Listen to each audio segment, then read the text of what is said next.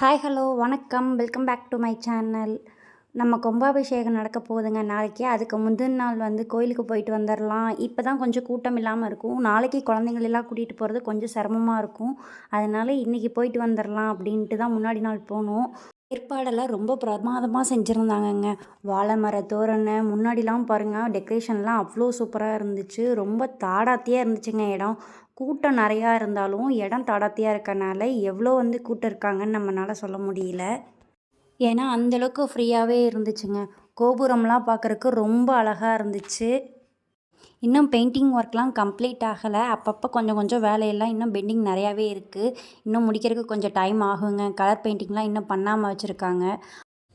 இன்னும் கருவறையில் சாமி எடுத்து வைக்கலைங்க. ஆனால் கும்பிட்றதுக்காக தான் க்யூவில் நின்றுட்டுருக்கோம்.